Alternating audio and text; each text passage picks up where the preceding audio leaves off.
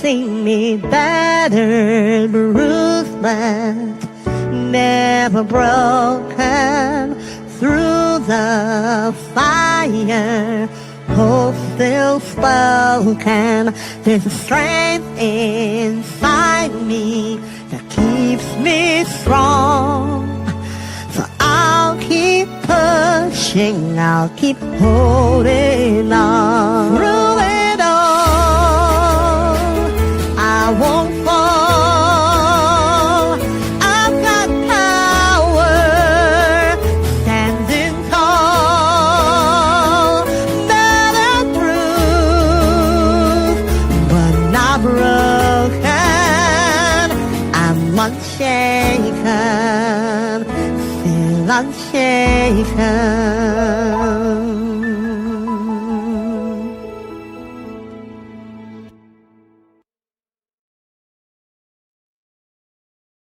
Good night, good night, good night, good night, and welcome to season 9. Can you believe that we are on season 9 right now? This is unbelievable that we are on season 9. I want to welcome each and every one of you who are tuning in right now to the Battered Bruised, Not Broken. This is season 9, and we are here for episode 1. I want you to go right ahead and just drop something in the chat. Let me know where you're tuning in from, where you're watching from. I'm so excited to have you here with us tonight because we are on season 9. You just heard from us. That's our intro. A beautiful voice by Apostle Chantal Best, who wrote that song for us, Battered Bruised, but Not Broken. It's such an amazing song. If you love that song, if you like that song, just go ahead and drop something in the chat for us and let us know too as well. Greetings all the way from Trinidad in the building. Welcome, welcome, welcome. Welcome, welcome, welcome. Thank you for tuning in tonight.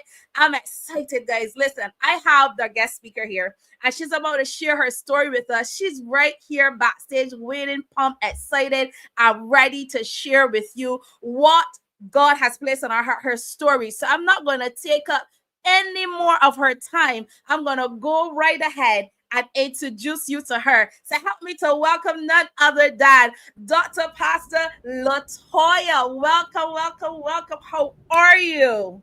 I am good, and you? I am blessed. I am indeed blessed and excited to have you here with us tonight. Listen, I know they're sitting at the edge of their seats because they're wondering, okay, what is her story? We keep having powerful women every season sharing their powerful testimonies, right? So I know they want to know what you have to share. But before we get right into it, I wanted you to start by just telling us a little bit about who you are and what you do. Ah, so I am Dr. Pastor Latoya Wilson. I am a woman of God, a woman of destiny, a woman of purpose. I am a mother, a wife, an intercessor, a sister, a friend, an advocate, a grief counselor, a tridoula. I wear multiple hats. I am your community mental health advocate. And most importantly, I'm a servant of God. Amen. Beautiful, beautiful, beautiful. I love it. And most importantly, I am a servant of God. So, Dr. Latoya, you have a story. Yeah, and it's a powerful story at that. I know there's so much to share, but let's start from the beginning. Let's begin to unpack from the beginning. So, I want you to begin to tell us how it all started for you. Wow. So it's all started in Jamaica. I am born Jamaican. I am Jamaican in every area of my life. I love my country. So I was born and raised in Jamaica and migrated to the States in 2014. And I have been living in Florida since that. But the journey started as a child. My journey has shaped who I am today. And I can say that with confidence now. But growing up, I felt like I was the reject, I was the outcast, I shouldn't have been here. I felt all of those things because of how I was treated. I was different. I was like no anyone else. And because of that, it causes me to feel like I'm not important, I'm not worthy, I have no place, I don't fit in. And a lot of times, because of those experiences, we don't fit in with others. And so my mom had me prematurely. So I was born at maybe 6 months and some days. And so I can tell people I shouldn't be here because I was told by doctors that I'm not gonna make it. She's not gonna live. So let's just give up on her. And that was not so, because God had a plan for my life. He wanted me here on earth.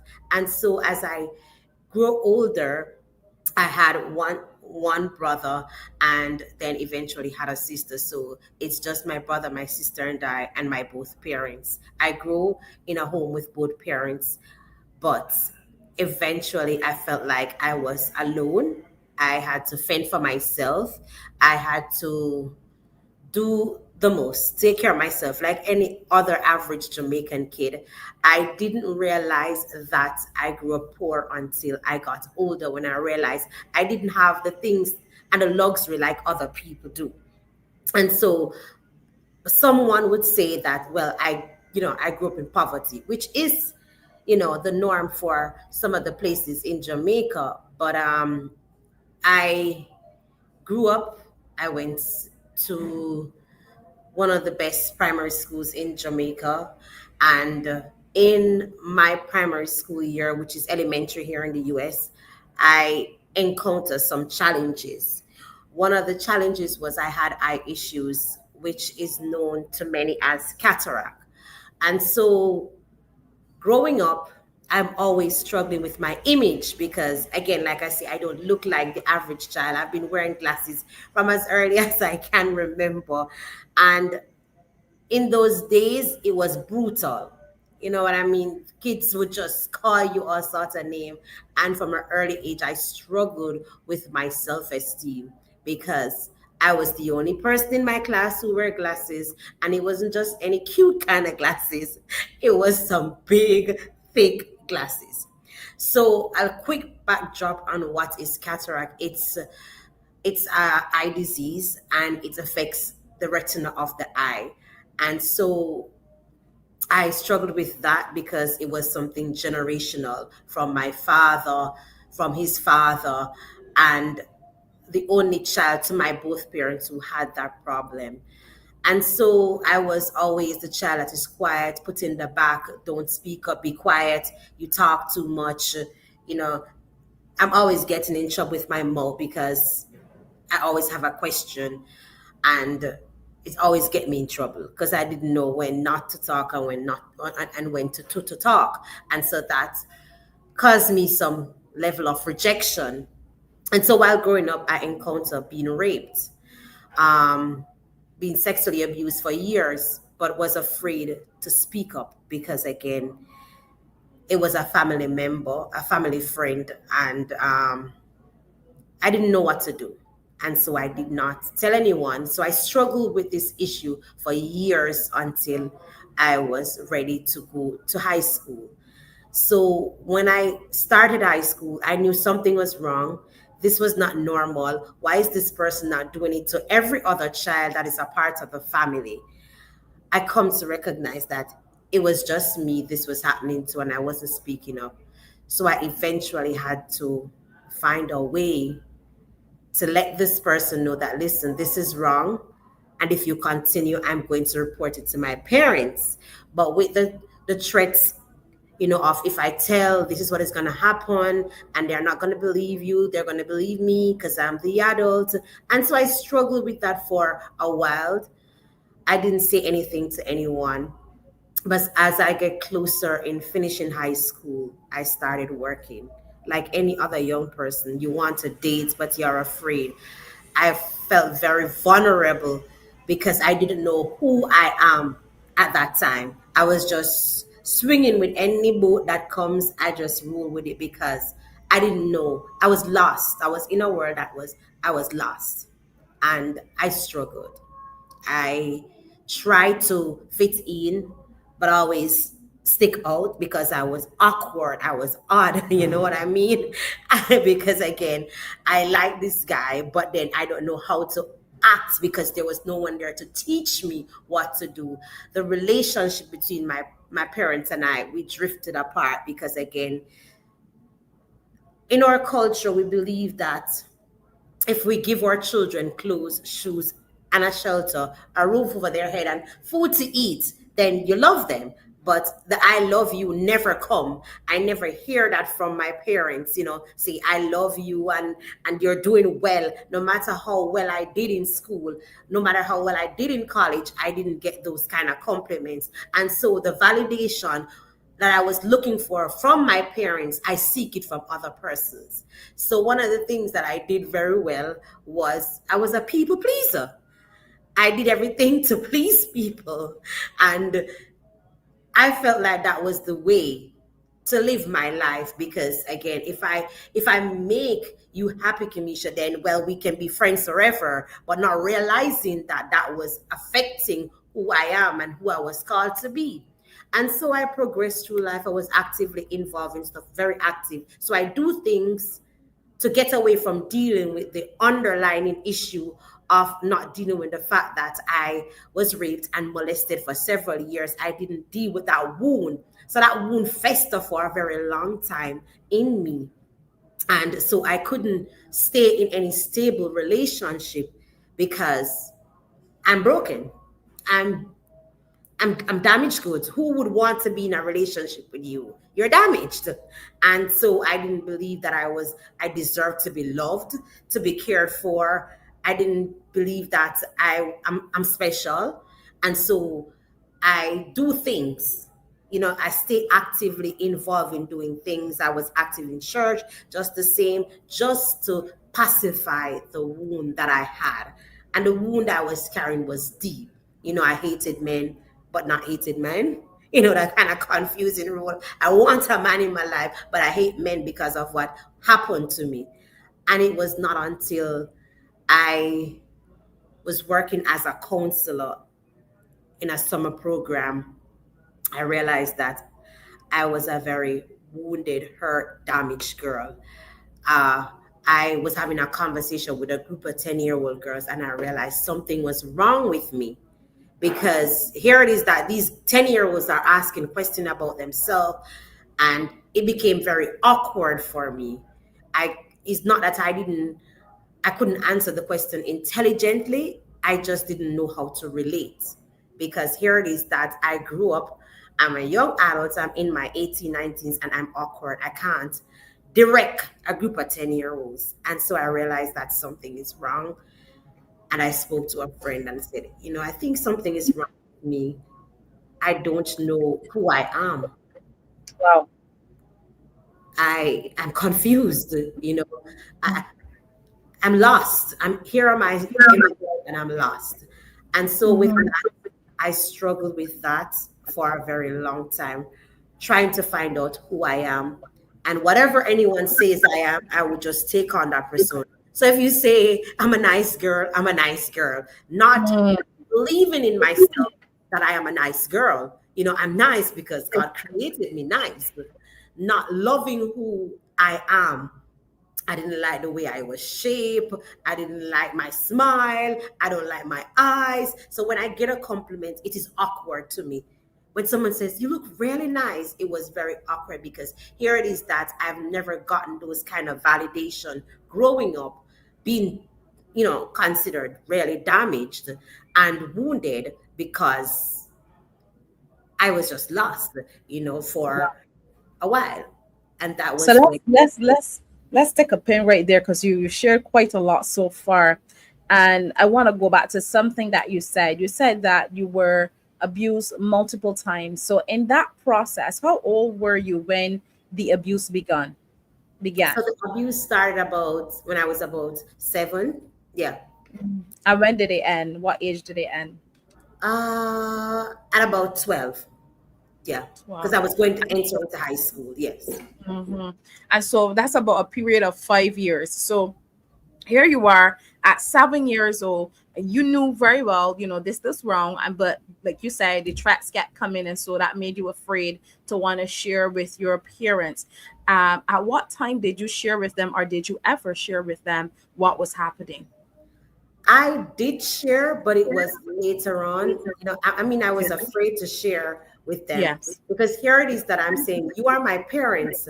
So it was a case where in the islands we have our churches, and then we have our youth meetings and or our community activities. And so this was taking place in our community activities. Knowing my parents were involved, my father was a deacon, my mom was an evangelist at the time. So here it is that I have two active parents in the church. And then because you're going in a Christian home, you have to be active too. And so I'm saying to my mom at 7 and 8 years old, I don't want to go to practice today. I don't want to go, hoping that it will open the door for you to ask me why. But then again, there's so much that we can expect from our parents that they can't give because they didn't get.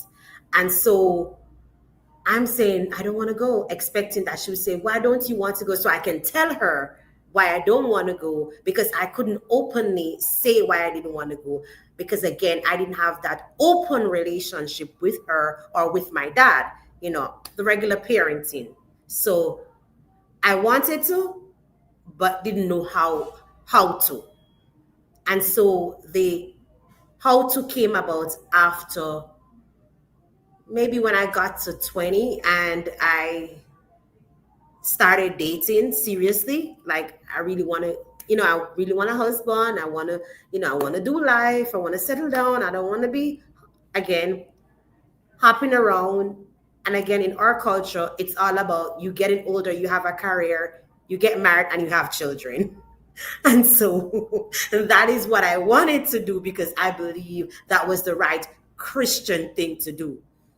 Not understanding that I can still live my life, have a career, and don't have to worry about getting married until I was really, truly ready to get married, to stay active in the church.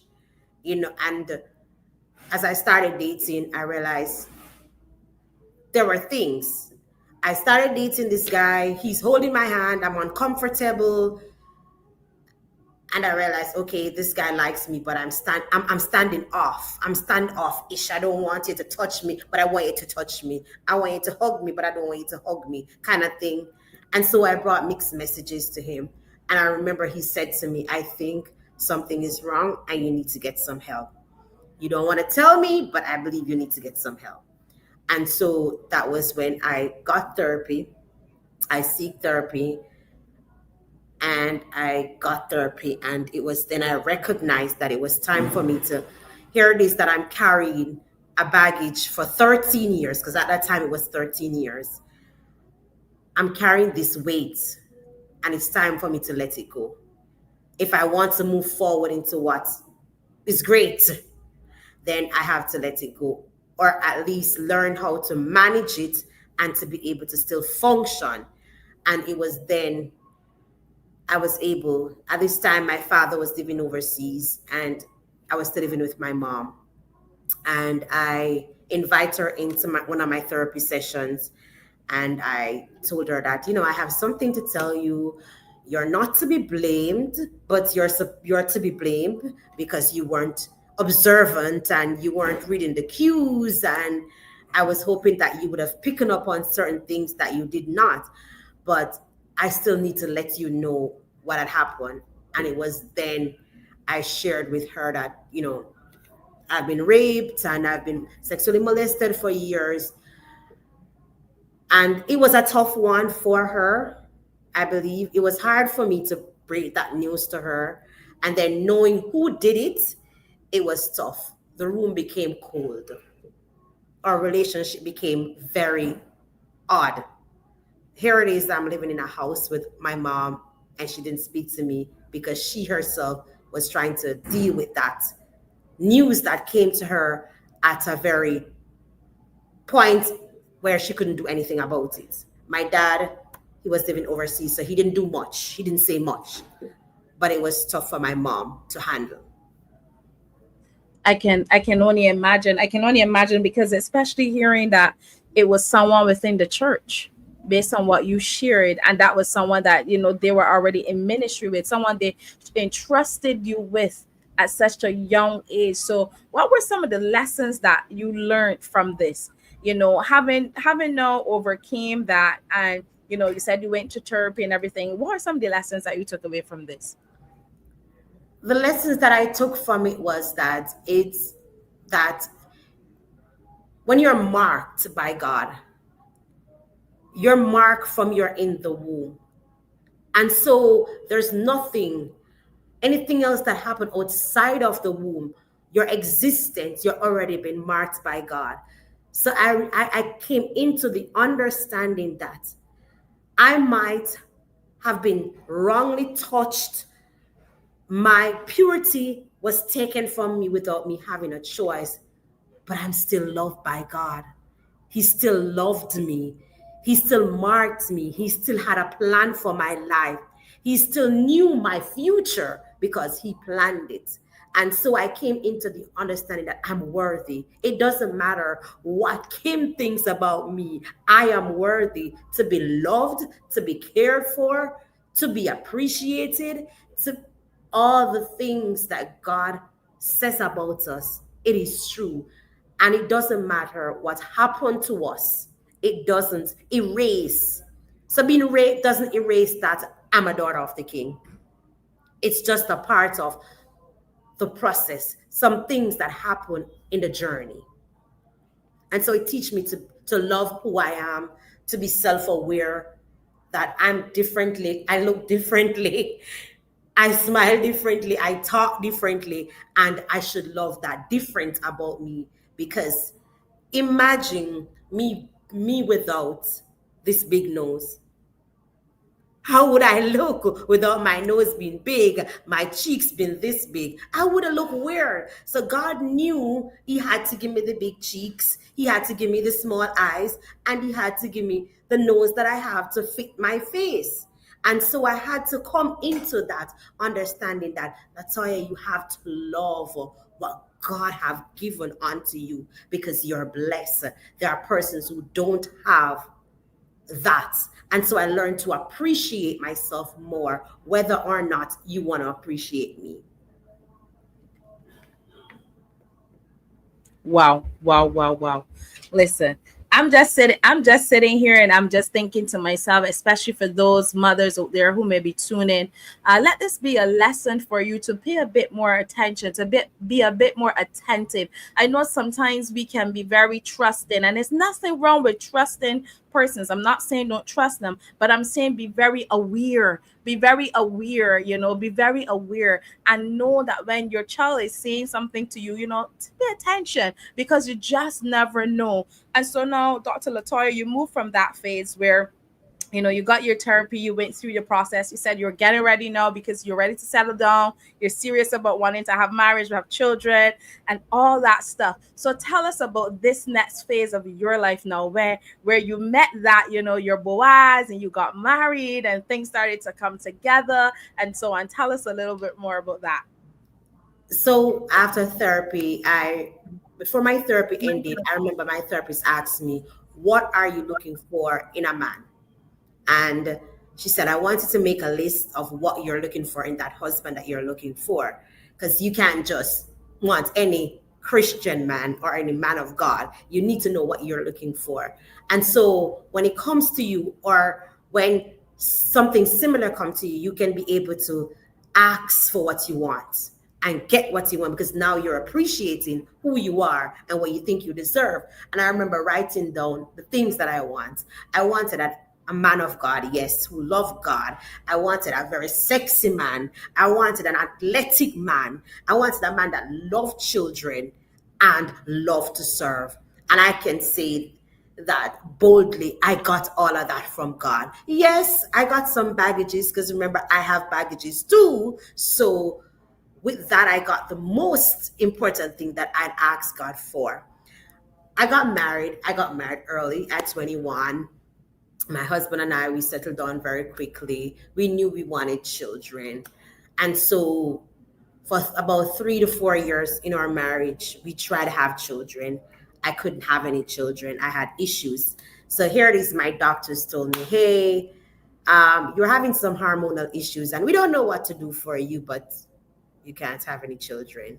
So again, my world came crashing down. Here it is. This is my desire. We're both serving in church. He's a youth pastor. I am, beside him, and we're serving in different capacity.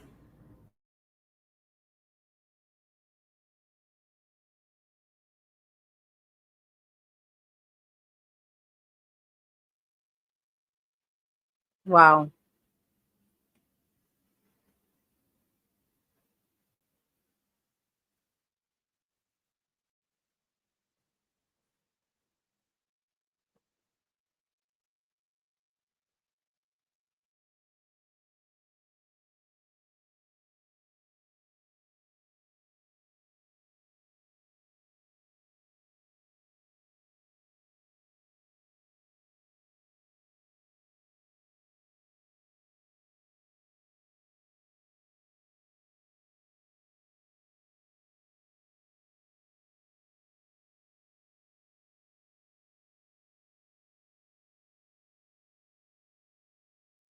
Okay, so it looks like we have temporary loss. Dr. Latoya, just give us a moment until she returns.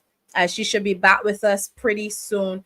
As we are just talking, and it's interesting as she shares there just now with us, there's a lot that goes on behind the scenes that sometimes we don't even know. Sometimes you can see someone and you just see them on the outer appearance and you think they're so well put together when you see them, and you have no idea that this is what they're going through and that they're having to deal with all of these things behind the scenes, and all that is happening to her, because I never would have thought that she would have had such a story like that where she had to learn how to overcome. Can you just imagine, as a mother, having to hear from your daughter 13 years later that the person who you entrusted your child with was actually taking advantage of them? I cannot even begin to fathom that had I have a child, and to hear my child come and say those words to me. I can only imagine the noise that would begin to going on in my head and how I would want to react, because in my mind I would be asking myself, how did I miss this? How did I miss this? But we're so grateful that God is so amazing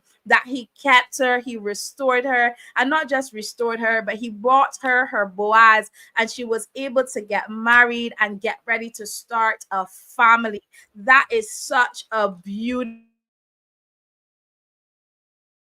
thing. And so she's right back here with us. I'm not going to take up any more time. Let's welcome her back. Dr. I'm Latoya, sorry. welcome back. I'm sorry.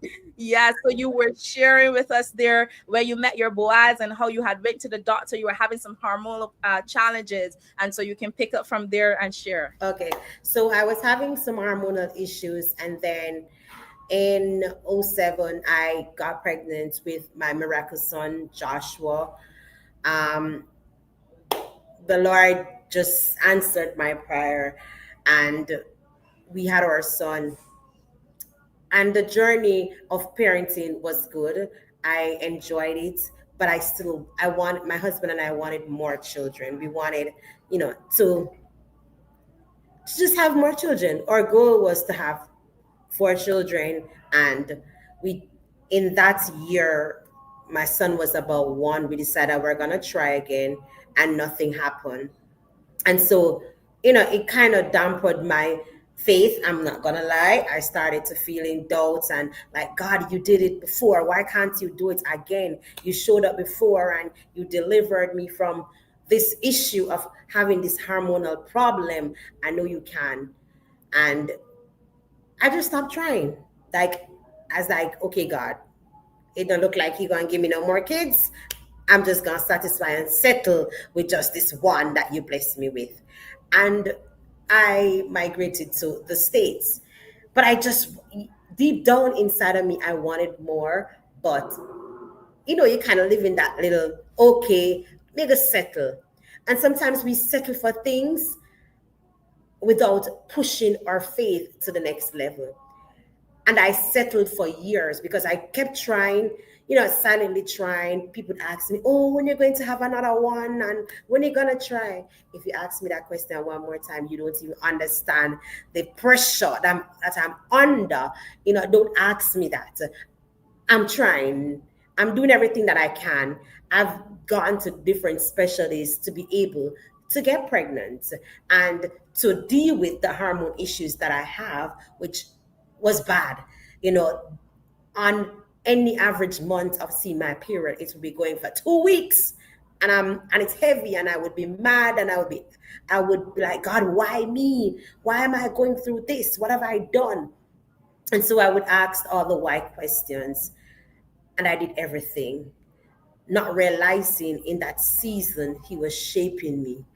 He was molding me into the woman he wanted me to be able to have a voice for those women who are trying, who have those infertility issues, and they were trying to move past it, to live their life, not allowing their infertility to define them.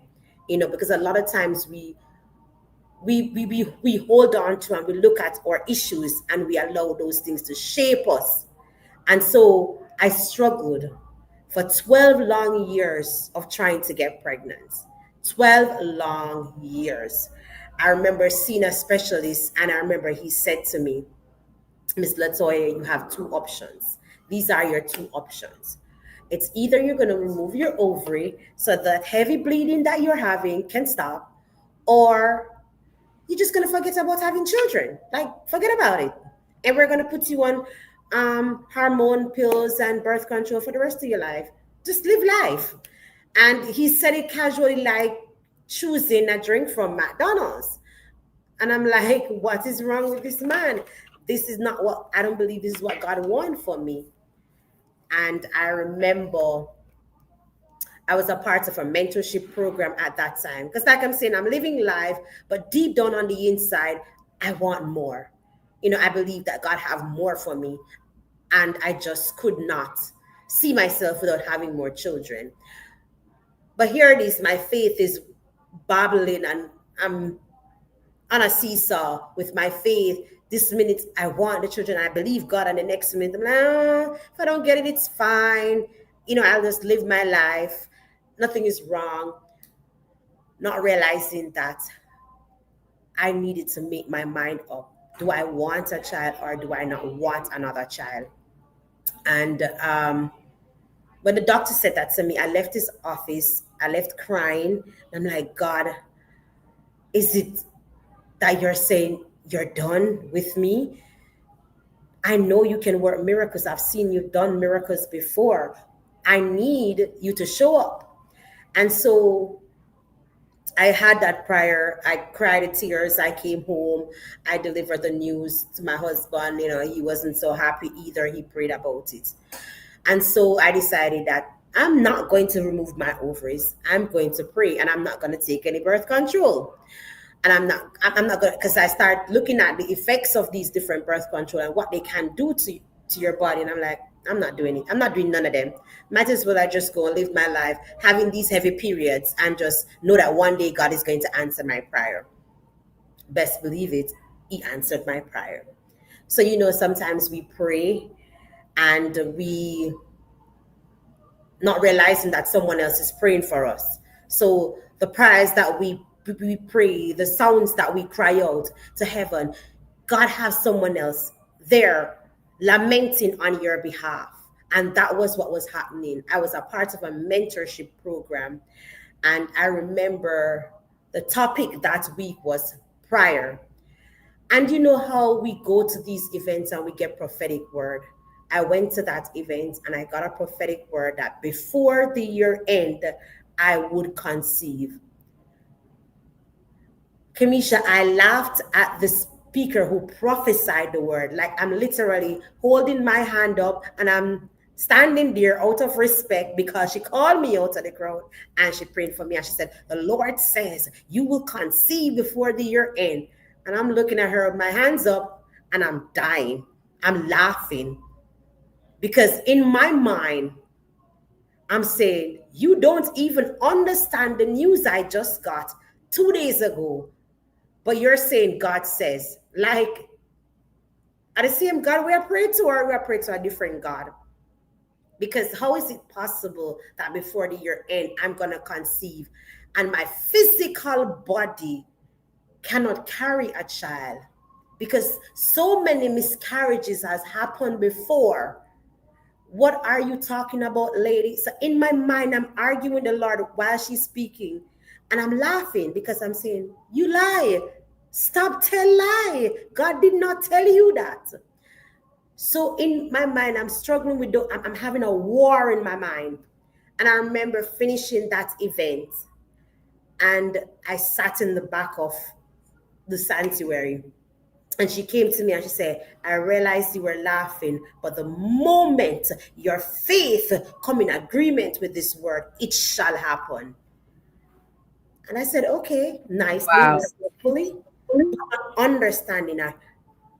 I hear her, but was I listening to her? There's a difference in our life. Sometimes we hear things, but are we listening? Are we listening to the instruction that God is giving us to do? No. Sometimes we do the opposite because, again, the battle started in my mind. And I allow my flesh to win because here it is, I'm saying physically it can't happen. But spiritually, God is saying, I am in control. Yes, the doctor said that, but what did I say? Whose word is final? Who is the doctor above every other doctor? God is. And so I said, okay. And for days, I didn't do anything because she gave me an instruction to. She told me to get the olive oil and anoint my belly. And I did not do it. I did not do it. Because again, here it is, I'm struggling to come in alignment with that prophetic word. I did not believe it could happen because physically my body has no space, no capacity, nothing to carry a child. And you don't know what I've been through months and years, 12 years. So what are you telling me, lady? So I didn't believe. But the moment, I remember one evening my husband said, what is it going to do if you follow the instruction? I said, I don't know. And he says, well, we're going to activate our faith together. We really want another child. Let's activate our faith together. Let's touch and agree together. And it is important when we ask God for our spouses, whether male or female, we make sure that the two can walk. And that's one thing I'm grateful for. I can walk with my husband in ministry because he says, come, let us touch. As the priest of the household, he said, come, let us touch and agree. What is going to happen? We touch and agree and nothing happen. God is still God. We touch and agree and a baby come forth. God is still God. And I said, okay, fine. With all the fight and the struggle and the pushback and the flesh, I did it. And I did it for 30 days. And let me tell you, at this time, my husband was traveling back and forth to the US. Before he left for Jamaica, my cycle stopped. We went on a staycation, and the rest is history. Before the year end, I had conceived. My God, my God. Wow. That's powerful. Wow. Wow. Wow. Wow. Wow. Wow. So here you are. You've conceived. You're walking in the promise of God. And tell us what happened after that. So here it is that I got pregnant. I went back to the doctor and said, hey, look, I'm pregnant and I want you to deliver my baby. He says, oh, I'm so happy you did. I had the most beautiful pregnancy. I navigate through my pregnancy to 38 weeks, which is 2 weeks before my birth week. And I went to a doctor's appointment. I had the most beautiful baby shower. I can remember it vividly today. yellow and blue. It was so beautiful. It was a surprise shower. It was just amazing. And the whole journey was just amazing how God carried me through the pregnancy, and it was a healthy pregnancy. But one of the things I want to remind us was about the prophetic word. The prophetic word was, you will conceive. I did conceive. But nowhere in the prophetic word, it was that you will deliver a baby. And that revelation came after what I'm about to say. So for 12 years, I got pregnant, and at 38 weeks, I went to a doctor's appointment. And here it is that I'm in my doctor's office, and I was called. I went into the assessment room, and the doctor said, there's no heartbeat. After assessing me, she said, there's no heartbeat. I said, try again, because I feel movement. And so she tried again, and there was no movement. She took me to ultrasound, and when I went to ultrasound, the guy doing the ultrasound, he's not talking. I'm asking him if everything is okay. I'm not hearing any sound. So I say, is everything okay? He says, your doctor will talk to you. The doctor comes. She says, I'm sending you to the emergency room for them to run some tests because the baby heartbeat is weak. I say, okay, no problem. I'm not worried. I'm not stressed because my baby is sleeping. At this hour, my baby would be sleeping, so my baby is still sleeping. And so they sent me to the emergency room. I got to the emergency room, and here it is that I'm sitting in the emergency room. A nurse came out. She called my name, and then she walked up to me and she said, oh, I'm so sorry for your loss. And I'm looking around in the emergency room because there must be some other baby mama you're talking to. You're not talking to me, because my baby is moving. I'm feeling movement in my stomach. So I think you got the wrong person. And she said, what's your name again? And I told her, she said, can I see your armband? And I showed her my armband, and she saw me and she said, I'm sorry for your loss. I said, okay. But she said, come this way with me. And we went into a room. And I went in the room. She told me to sit on the bed. I sat on the bed. And she said, well, I'm going to do one assessment, but based on your doctor's report, your baby didn't make it. After that, Kamisha, everything in the room felt like a dream. It was going in slow motion. I'm trying to speed it up, and it's not speeding up. She's talking to me, and I'm not hearing. And I'm like, at this point, I'm missing myself. I'm crying. I don't want to cry. I started to laugh. A bunch of emotion took over, and my body gave way. I could My not goodness. come to myself. Wow. She says, I'm sorry, your baby didn't make it, and we are going to, and she said it with a straight face, and we're going to have to do a C-section, or you're going to have to deliver your baby. I said, I need to get a second opinion. I'm leaving here because at this point I'm angry. Like, whatever you're saying doesn't make any sense, lady.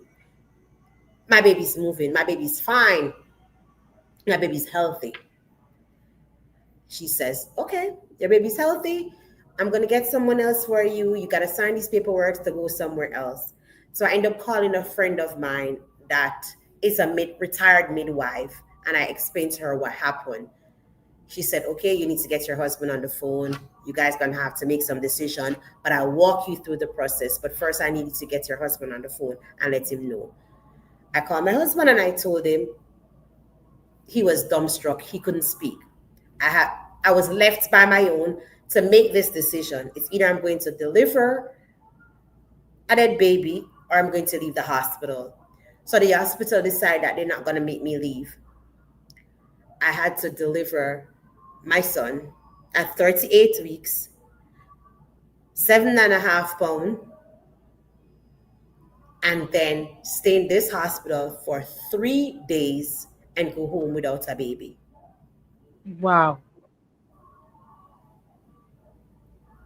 That experience left me hurt, wounded, Jesus. Mm. angry, mad at God, depressed, because I can't understand how is it that this God that loves me bless me with a child after 12 years and then take back this child. It don't make no sense. But the things that doesn't make sense to you and I, it makes a lot of sense to God. And so the person on the other side of the screen that is listening, there's a lot of things that doesn't make sense in your life, but it makes sense to God. And in the midst of the pain, I was hurting. I was angry. You couldn't tell me nothing. Here it is. At this time, I am a pastor. There's nothing you could tell me about God because I don't want to hear. How is it that God could allow that to happen? You gave me this promise. You fulfill the promise, but then you take the promise from me? It was tough. The experience was very hard. The experience left me shattered in many ways. I thought about suicide. I was depressed. I couldn't parent after loss. It was very hard to parent my 12-year-old son, which is my firstborn. I started to second guess myself. Am I doing this right? How could I not know that something was wrong with my unborn child? I blamed myself. I lived in depression. I function and carry out duties at church every day, smiling, but in depression.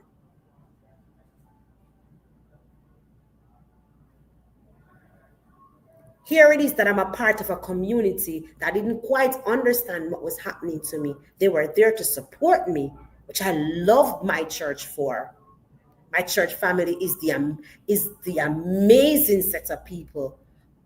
However, I was still alone. I was lonely because I heard some of the stupidest things while I was grieving. Oh, you can have another one. Oh, you're young. Oh, God knows what's best. All of those things are nice. Saying it to someone, but it still doesn't change that I'm in pain.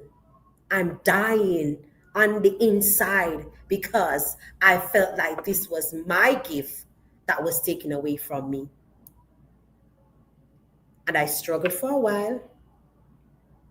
Struggled, really struggled. Here it is, I'm looking for support. People looking like me. I want to find a community that I can feel belong to because I'm Black and I couldn't find anyone.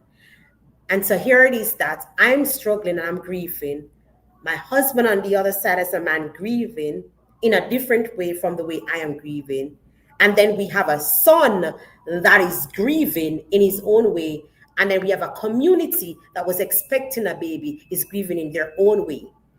Because just because they did not physically carry the child doesn't mean that they didn't lose someone. So here it is that every part of my group was struggling. My community was struggling in grief, but then there was no help. No grief therapist, no grief counselor, no one for me to sit and talk with this through. Because again, I wanted somebody of faith to talk to, but couldn't find anyone in my community. And so with my pain,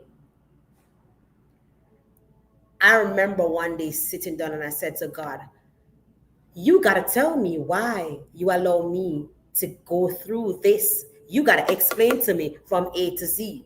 You better tell me because I'm done with church. I'm done with faith because I can't explain this. And yes, at times we want to be able to explain things, to be able to know how to navigate. And that was my struggle. I needed to find a way how to navigate around this experience because in my mind, I don't know anyone who has struggled with this issue.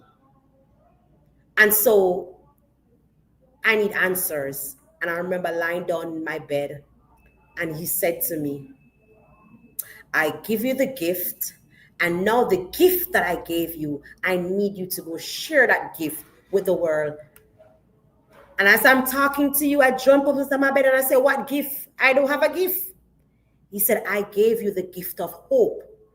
So I need you to go share the gift of hope. How is it that I'm going to share hope with someone and I lost my child? My child is gone. What are you talking about, God? He says, I need you to take that gift and go share it with the world. That in itself, Kimisha, was hard. To move outside of my pain and still serve. That was hard. And how that hits home was 5 days after I left the hospital, I went on Instagram to share my experience because I was upset about something that the hospital did in particular to me. They lied to me. They told me there was going to be an autopsy on my son's body, and there was none. So I was angry, and so I needed to find solution to my problem. So I took it to Instagram. Yeah, I'm one of those pastors who took it to Instagram for help.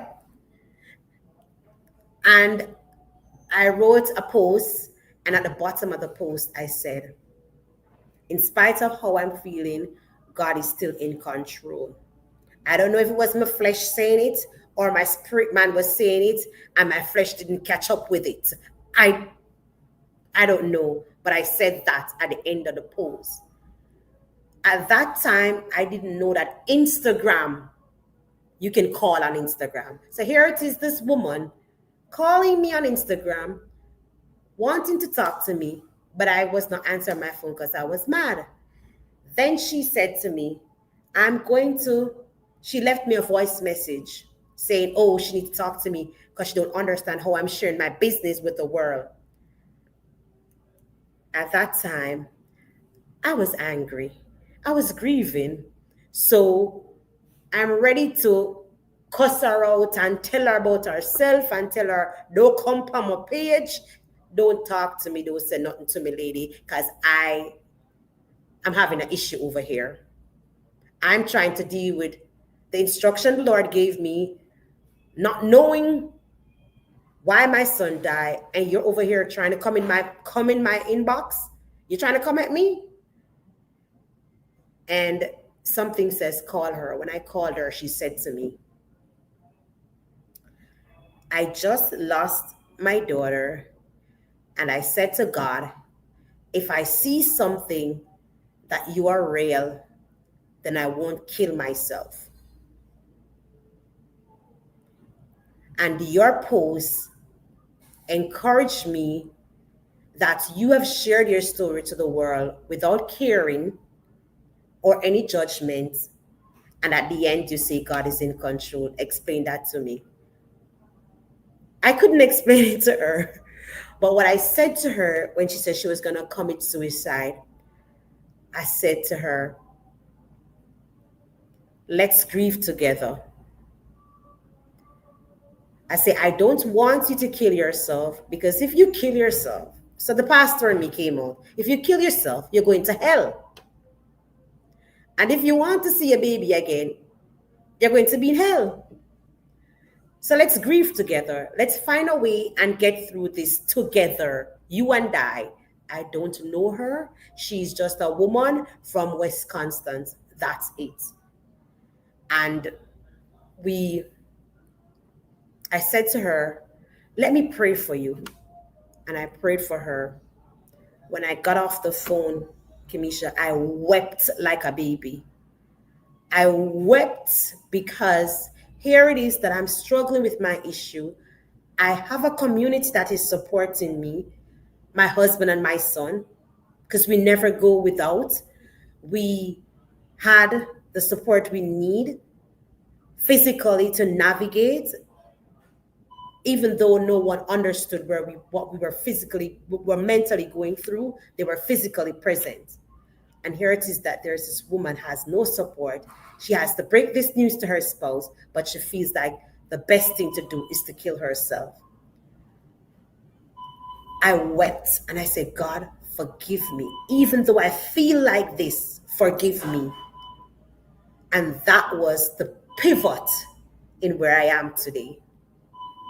My goodness. Listen, this is powerful. I feel like we need a part two. We're running out of time, but I feel like we need a part two. This is so powerful. It's just so amazing how God moved. That's just amazing that God will use you in that moment. You're grieving, you're angry, not knowing that, God can use anybody, anytime, anywhere, anyhow. And to see that He was able to use you, even when you were at your lowest, and it brought a level of healing for you and a level of deliverance for you too. So both of you were able to heal each other. Only God could do that. Only God could do that. That is indeed amazing.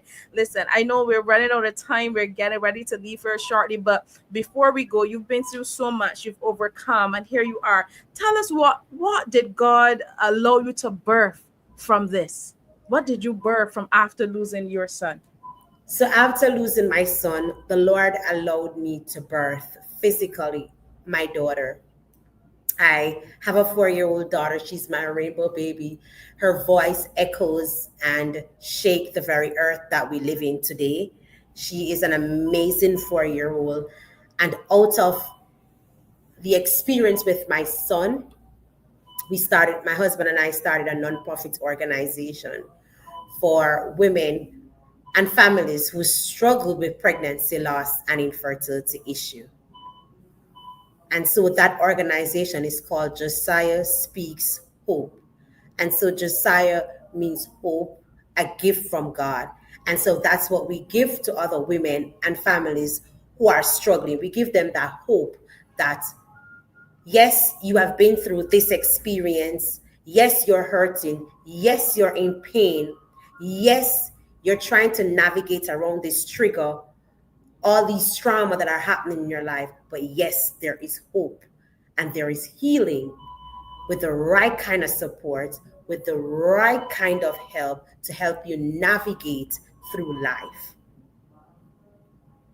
Beautiful, beautiful, beautiful. And just before we get out of here, tell us what's up next for you. What do you have coming up for those of them on the line right now who are watching us and they've connected with you? Such powerful story. They just want to learn more about your foundation, learn more about your charity and nonprofit, what you're doing.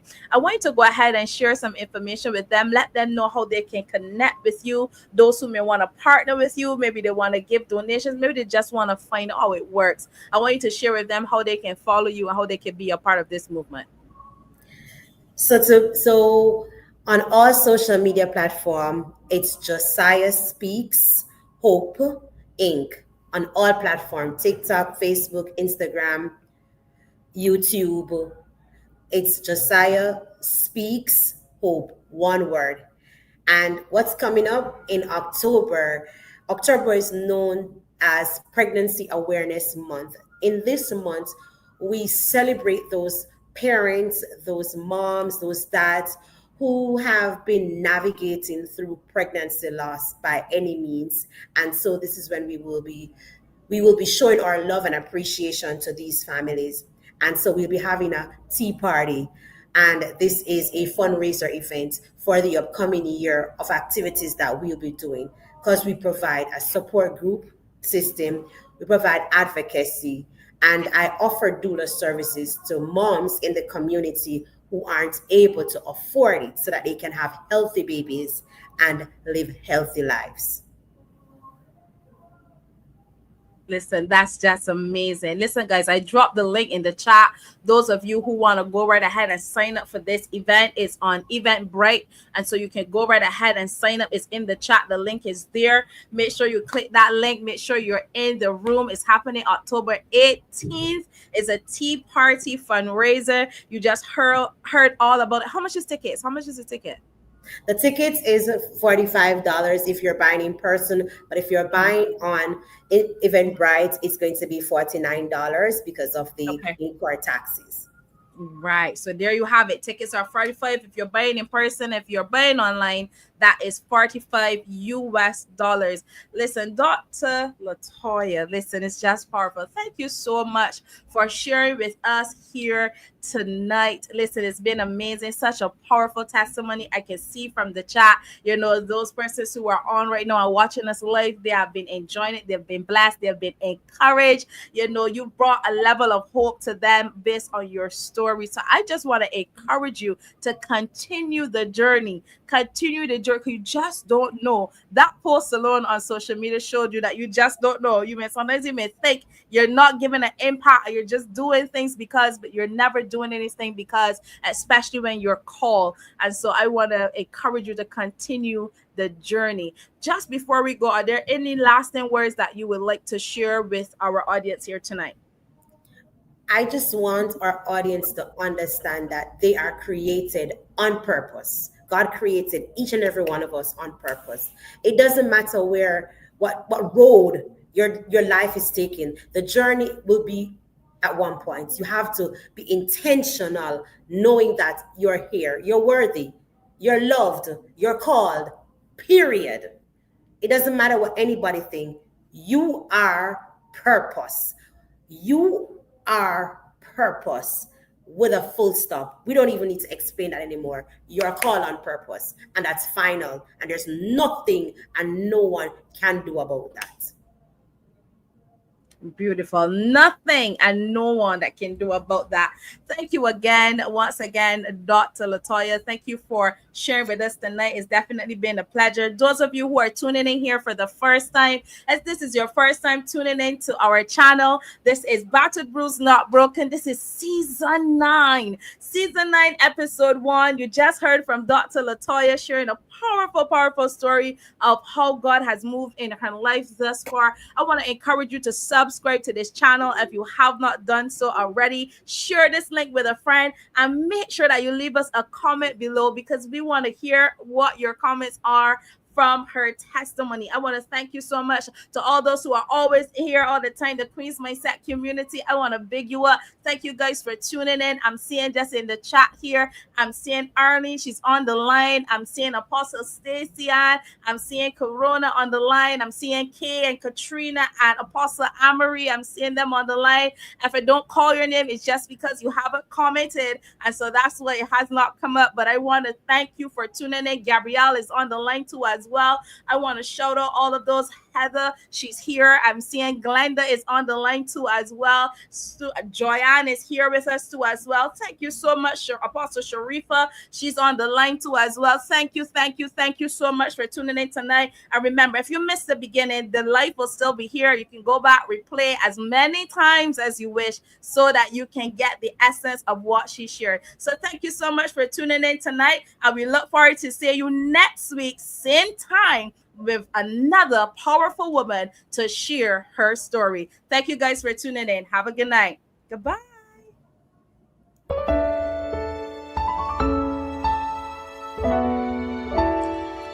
You see me battered, bruised, but never broken. Through the fire, hope still spoken. There's a strength inside me that keeps me strong. So I'll keep pushing, I'll keep holding on. Through it all, I won't fall. I've got power, standing tall. Battered, bruised, but not broken. I'm unshaken, still unshaken.